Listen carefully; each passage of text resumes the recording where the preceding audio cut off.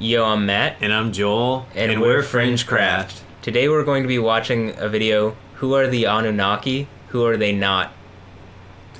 This video is on the channel FringePop321. They have a lot of great Fringe content. We're going to link the channel below and the video. Go like and subscribe to their channel. And while you're at it, don't forget to like this video and leave a comment below. We really appreciate all the feedback, guys. Yeah, let us know what you think about the Anunnaki. So this is a video of Michael Heiser. And Michael Heiser is an Old Testament scholar who has a PhD in Semitic languages, so he has some academic basis for what he's talking about. He's not just some random guy who has no clue, what he's speaking about. So let's get into this video and see who the Anunnaki are.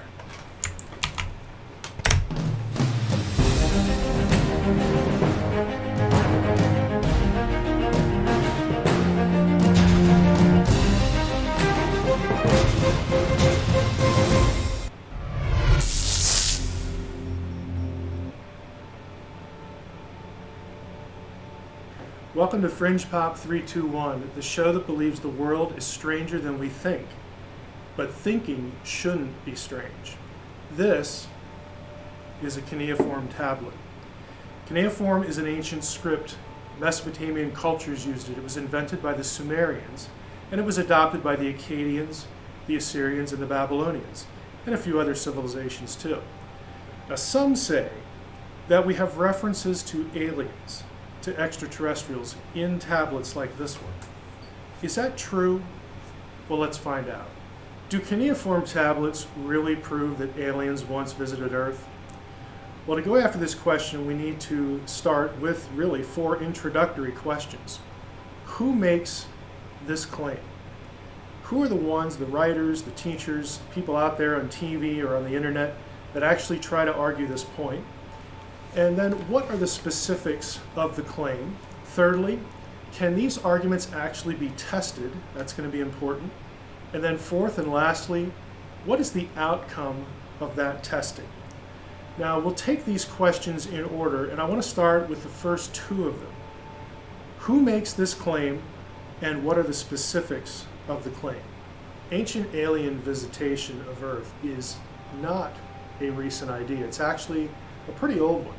Now, the idea that there might be other worlds and those worlds might be populated by intelligent extraterrestrials, that goes way back to the early centuries AD. The idea that those intelligent extraterrestrials might have visited us, though, is a little more recent, roughly the 1800s to, of course, the modern time. It's still an idea that's quite popular. Now, you're probably most familiar with this idea through the writing of someone called Eric von Daniken, Chariots of the Gods, or maybe Ancient Aliens, the TV show. That show has featured von Daniken in certain episodes and of course featured his work. But the specific ties to cuneiform tablets is something unique to someone called Zecharia Sitchin. Now, Zecharia Sitchin was a well-known author. His major work on this is called The 12th Planet. It was written in the 70s. It was actually part of a series, The Earth Chronicles. Sitchin was a Russian-American author. He died in 2010 at the age of 90, but by the time of his death, he had sold tens of millions of books in over 20 languages. Since his death, Sitchin's immense popularity has sort of been capitalized upon by others, namely Jason Martell and Michael Tellinger. If you were to look up cuneiform tablets, Sumerians, and ancient aliens, these are the names you're going to get in addition to Zecharia Sitchin. So those are the players. But what about the claims? What do they actually argue? Now, what specifically does Zecharia Sitchin say that the cuneiform tablets say about aliens visiting Earth? Well, the specifics are this. Sitchin claims that the tablets describe an alien race known as the Anunnaki, who were worshipped by the Sumerians and civilizations afterward. The Anunnaki came from Nibiru, which was, according to Sitchin, a planet beyond Pluto. Now, this planet, and again, Sitchin claims that the tablets actually tell us this, cycled through the solar system and sort of got in our neighborhood and appears in our neighborhood every 3,600 years. And during one of these cycles, the Anunnaki sort of got off the boat and they visited Earth. When they got to Earth, they genetically engineered primates and made us, human beings. You say, well, why would they do that? Well, the Anunnaki liked gold, it was important to them, and so they wanted to create a race of slaves to mine gold. Now, all of these claims can be tested and deserve attention. What we're going to do is take a look at the tablets and ask the very simple question, do the cuneiform tablets actually speak of an extraterrestrial race known as the Anunnaki who come from a place, a planet, called Nibiru? The way we're going to determine if this is valid or not is to go to the primary sources. I'm going to show you a website called the Electronic Text Corpus of Sumerian Literature. On that website, you can actually search the cuneiform tablets for what they say about the Anunnaki. You don't need to go out and learn Akkadian or Sumerian. You can go to this resource and test the claims of Zecharia Sitchin and others who promote his ideas. So let's... I don't know, dude. I think he's an Anunnaki laying cover. No, I'm just kidding. Like, you know, one thing that you realize is like how popular this idea or concept of like aliens engineering people is. This is literally we talked about it, I think, in our last episode, or Prometheus, yeah. Yeah, the movie Prometheus, and I guess therefore the entire franchise for the movie Aliens, and by proxy Predator, and a lot of these other movies that are tied to it have this exact idea that, like, specifically Prometheus, the engineers who created humans by mixing their DNA with like primate DNA, you know, to do slave work, or, you know, I guess we don't know exactly what yet, but it's like this has permeated pop culture to an extreme degree, and I think this is like a valid thing to be looking up. And what he said is, like, first of all, he's laid out all the players here, like Von Daniken and the Sitchin, Zecharia. and he names a number of others, Martel, and I can't remember the names. yeah, basically he's almost, it seems like, calling them out. He's like, let's actually look at the tablets. You don't need to know the Akkadian to be able to see whether they're lying or not. Well, it's translated online, so we're still trusting the translator, I'm assuming. Well, is it translated? That's what I'm assuming. We're reading a translated version. Yeah, I think online. it is. Yeah. Though I assume similarly to Bitcoin, if, like, you know, if the math was wrong in Bitcoin, someone could call it out pretty easily, Yeah. right? It's similar on this. If, like, the translation is wrong, any of the high-level scholars could come out and say, like, this is... Debunk it? Yeah, exactly. And so basically they could easily debunk him debunking. But... De-debunk? Yeah, I don't think that's happened yet. This is deep fringe. Yeah, exactly. This is pretty fringe. And again, this is on his channel, Fringe Pop 321, which is... He has a great channel, and all these... There's a number of really fun, like, videos that I'd love to react to and, like, you know, just generally watch. So, all right, let's hear what he has to say and see a little more Michael Heiser. Anunnaki, let's go. Yeah. Let's do that. Yeah, let's do We're that. here at the Electronic Text Corpus of Sumerian Literature website. And what we need to do is go to where it says Advanced Search and click on that link, and that's going to take us to the search page. And in the field that says Search For, we want to type A-NUN-NA.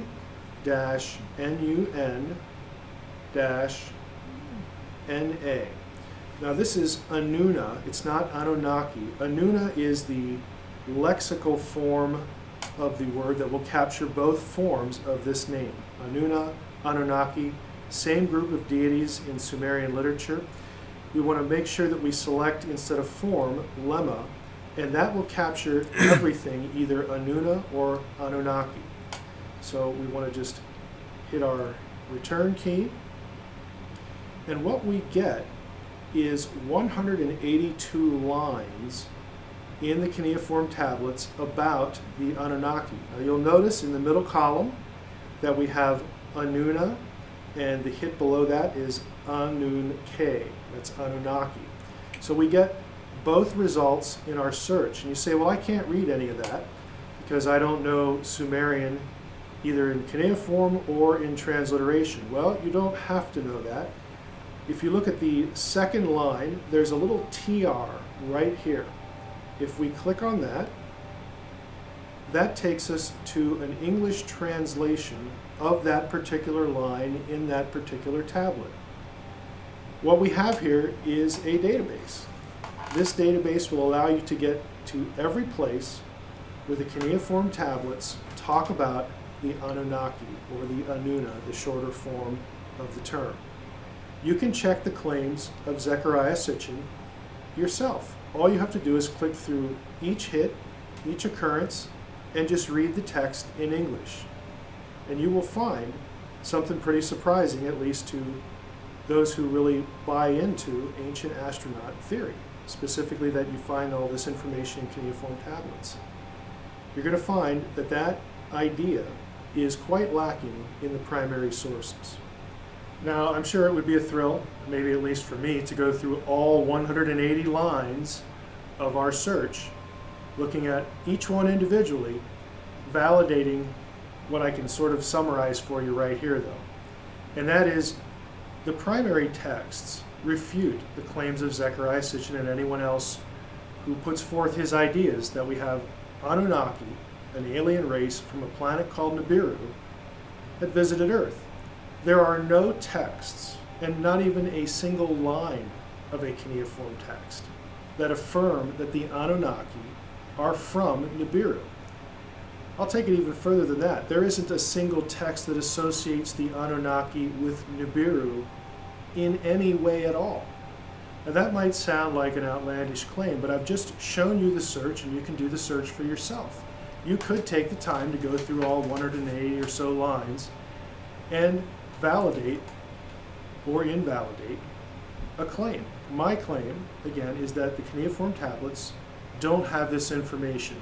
So what's important is that we stick to primary sources for what we say that an ancient person believed, or something that happened in the ancient world that might be referenced in a particular piece of literature, like a cuneiform tablet. We need to go to the tablets themselves. The search item, again, you can do for yourself. You go to our website about this episode. I will reproduce what you need to type in right there, and you can run the search for yourself. We're not done with the Anunnaki, though. There's a lot more to think about. They may not be extraterrestrials, but we just saw they show up in cuneiform texts a lot. So who in the world were the Anunnaki? That's what we want to take a look at next.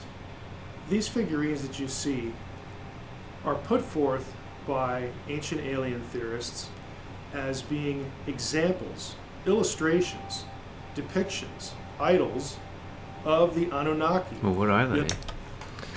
Like, they certainly look weird. Yeah, and they I have mean, those cone heads. They kind of look like Reptilians. Exactly. They look reptile-ish, and like you brought up, they have cone heads. Did you notice on his desk? Yeah, there's the like Paracas skull. Yeah, and I do want to say that, like, he's not someone who isn't within the realm of, you know, ufology and like aliens and other kind of fringe topics that are not even related, you know, biblically to things.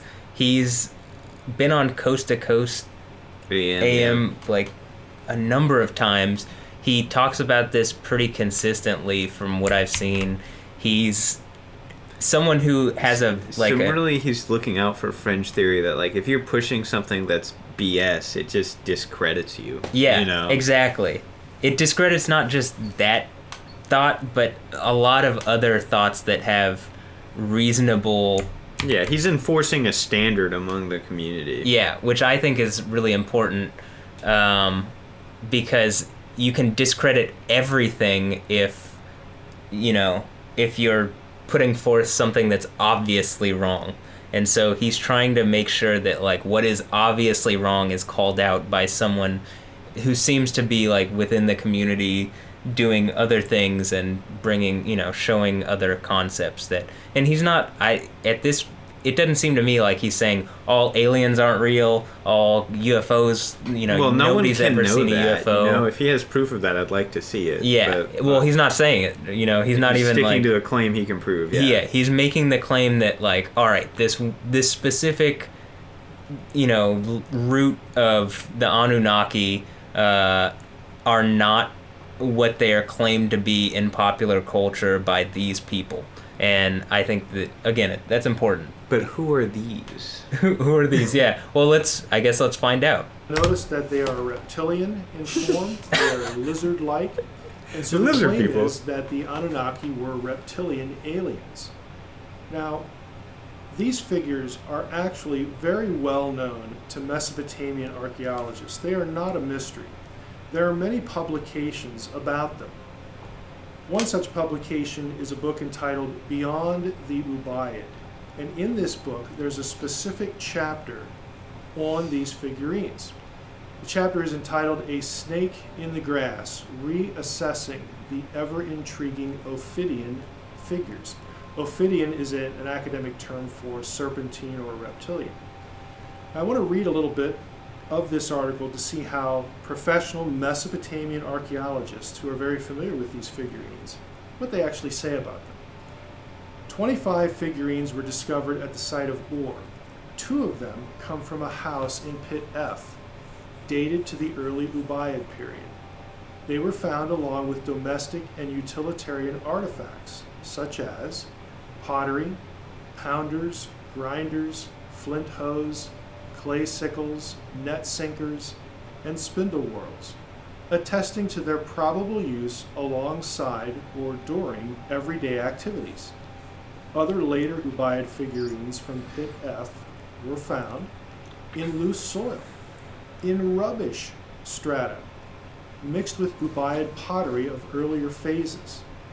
Now, did you catch that phrase, in rubbish strata?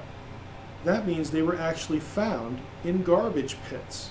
That really isn't the kind of thing that you would do if the thing you were throwing away was an item of worship, a sacred object. But nevertheless, this is where some of these figurines were actually found. So how do we evaluate the figurines against what we actually get in archaeology? Well, we need to think about that.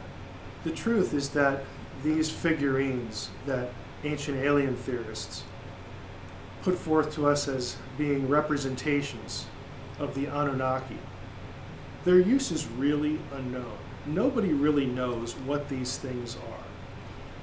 What they represented is also unknown. How they were used is frankly unknown. Now, we just saw or read that they were found among very simple everyday objects. One of the things that I want to say is when he was showing the text, I was, kind of reading back and forth, and you notice it has this very similar Near East, grandeur to how they present their gods, right? And one of the gods that it brings up is Enlil, and, there's a lot of people who like to talk about how the God of the Bible is, just this, morphed version of whatever god is before. But if you notice, these gods are all compared to each other in a way that's they're like, this god is This just phenomenon. it's like this god is this phenomenon, this god controls a storm or this controls whatever, whereas biblically, Yahweh is spoken of as he's the Most High, right?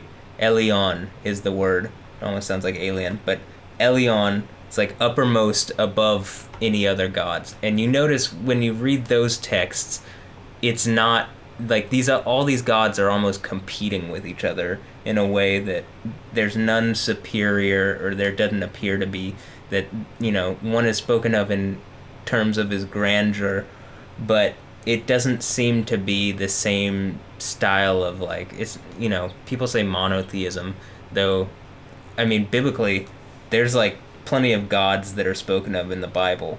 They're just thought of as like, they're, you know, they're going to die. Like, these gods are not really gods. Yeah. And, you know, when you read those other texts, it kind of seems like these are just like more empowered beings that aren't supreme, essentially.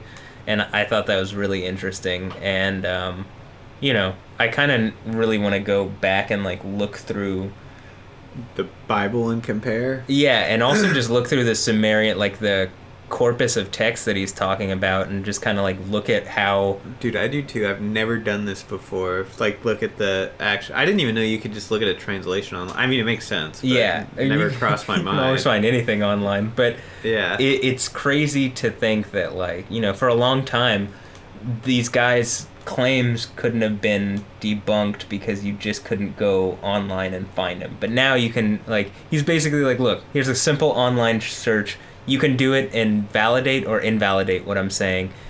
It's not out of the realm of possibility. This guy seems for you very to do. I mean, I'm ready to take him on face value, but since, you know, for the fans, Yeah, we should go through and look. at some yeah. Maybe we should do that in another video. Where we, He like, seems very confident, and like his presentation seems like most people just take this at face value given his presentation, but we should go through and look. yeah. We've got the time, guys. maybe we won't do it in this video, but we should do another video later on where we like actually go through and say like, all right, validating or invalidating Dr. Michael Heiser.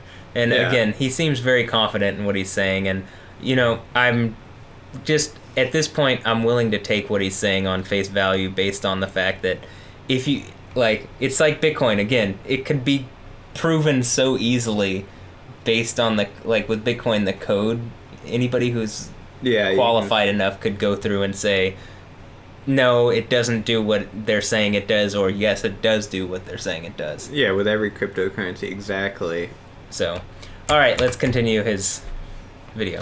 And sometimes even in trash pits. So it's pretty doubtful that these would be sacred objects. You don't just throw those things in the trash. There's no known connection as well to the Anunnaki. You say, well, how do we know that?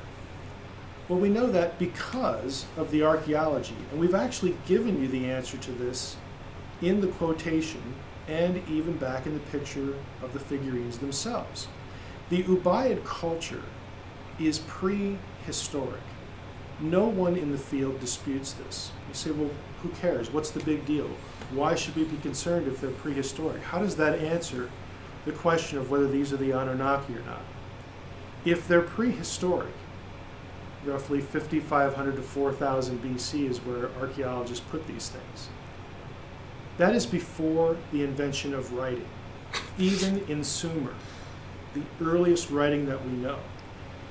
That means that there is no writing on them. Now we've already seen, again, if you repeat the search, you can validate this, that the Anunnaki are not described. They're not associated with another planet from Nibiru. None of these things are actually in the text. And now we're in a situation where we have these objects and nothing is written on them. And because they're prehistoric, they weren't found with anything else that had writing. There is literally nothing that associates these figures with the beings known as the Anunnaki. And we've seen there's no reason to associate the Ubaid figurines with the Anunnaki. We have no written text that makes that association, and the figurines themselves are prehistoric. Having any kind of textual information at all is going to be impossible because when they were made, writing did not exist in Sumer. Nevertheless, the Anunnaki are in a lot of texts. We've already seen that as well. So who were they? Well, the primary sources are the place to go for that information. The most recent project on Sumerian to collect the data and produce for scholars a dictionary of Sumerian literature is the electronic Pennsylvania Sumerian Dictionary Project. This is a project run at the University of Pennsylvania, and the dictionary is also published in hard copy. There are a few volumes out. The first one actually has the entry for Anunnaki. The name, according again to the text, does not mean those who from heaven came. That's a famous Sitchin translation for the term Anunnaki. It actually means princely seed, or someone who is high-born or noble. It's the idea of nobility. You also see on the internet translations like offspring of Anu, the sky god, and again arguments try to make a connection between sky god, which is On, and extraterrestrials. But that's actually not a very good translation for a simple reason. The word's usage. In the Sumerian tablets, and again, the PSD, the Pennsylvania Sumerian Dictionary, is going to note this, Anunnaki is actually a term used of people on occasion. Just normal people and their siblings. Now that makes sense if the term means princely seed or highborn or nobility. One human being could refer to another human being along those lines, in those terms. So there's nothing inherently about the term that has to mean some sort of descendant of deity, descendant of the sky god. There's nothing like that in and of itself. However, most of the uses of Anunnaki are referring to a group of gods in Mesopotamian religion. Now we could ask the question at this point, are these high gods or low gods? And the answer in Mesopotamian religion, Sumerian religion, is, well, they're actually both. They're both because in some texts they are very highly elevated, very highly regarded, and in other texts they are consigned to the underworld. They have low status. A good place to get this kind of information about the Anunnaki is also another source from the University of Pennsylvania, the Mesopotamian Gods and Goddesses Project. Now, Penn, for many years, was the center of Sumerian scholarship, really since the early 20th century. And you say, well, thanks for the history lesson, why should I care? Well, you should care because Samuel Noah Kramer was the Sumerian professor there. He was still there when I was there. Penn is one of my alma maters. But Kramer was an important Sumerian scholar at this particular place. And I mentioned him because Zecharia Sitchin quotes a lot from Samuel Noah Kramer's writings. Now, Kramer knew what the term Anunnaki meant. So why would Sitchin sort of either not quote him in that regard or misquote him or sort of ignore the information? Well, I have to leave that for you to decide. But the authority that Sitchin relies on for certain points of his writing would have disagreed when it comes to the meaning of the term Anunnaki and, of course, all the extraterrestrial stuff. Now, finally, if you go to the Penn site, the Project on Gods and Goddesses, it will point out that there are no known artistic depictions of the Anunnaki. We know that they are not the Ubaid figurines because, again, nothing tells us that. There's no text, and they're prehistoric. There's no written material at all to associate one thing with the other. The Anunnaki are also sort of interesting because there's no known cult or sanctuary in Mesopotamian archaeology, which is quite a big field. There's no known system of worship associated with them. Now, again, we don't have all the information. There's lots that hasn't been discovered. So someone might dig up some cult center somewhere that mentions the Anunnaki. We don't know. But to date, there is no evidence that they were even worshipped. And again, if you go back to the figurines, some of them wind up in the trash heap. So what we have here is essentially, if you're going to defend the idea that these figurines are the Anunnaki, or that the Anunnaki come from Nibiru, or any of these sort of famous ideas associated with the Anunnaki by ancient alien theorists, you've got an argument from silence. There is actually no primary source data to support any of this at all. So where does this leave us? Well, we can conclude that the Anunnaki were indeed Mesopotamian gods, but their status varied. Sometimes they were depicted as high gods, other times low gods. We can conclude that they were not extraterrestrials. There is nothing in the cuneiform material that indicates that at all. And again, we are trying to go back to primary sources. They were also not... I don't think you can conclude the negative claim. Like, I'll say there's no reason to assume they're extraterrestrials, but like, there could one day surface such evidence, you know what I mean? Like, just because they're not called extraterrestrials on the tablet doesn't mean they're not. Look, I suppose. I mean, I'm just saying he's making a slightly. That's stronger basically claim. that's also like saying, well, in the Bible it doesn't claim that Yahweh is an extraterrestrial. It's like you can from their like UFO Jesus. Yeah. Well, I mean, kind of from the qualities that you get from them, in the sense like how they're described, they don't appear to be extraterrestrial. I mean, It's it just doesn't. some It also. Hey, I understand. It's just some outlandish. It claim. also doesn't deny that they're like Santa Claus, but they But probably aren't Santa Claus. I'm just saying, you know? in a strictly logical sense, he may be overstepped there, but that's fine. For the most part, he's been really, really good. Okay. Well, I guess on a completely like just if you're talking like completely logic, then yeah, I guess you can't take the claim that is, because they could, exactly what you're saying. This could show up, but at least from the evidence that we have, there's no claim, reason to. There's no conclude it. affirmative claim that Yeah. they are aliens, and so I think that's what he's trying to say is like this claim that they are aliens has only come from people in recent history, and there's no evidential backing to it. It's a very weak claim.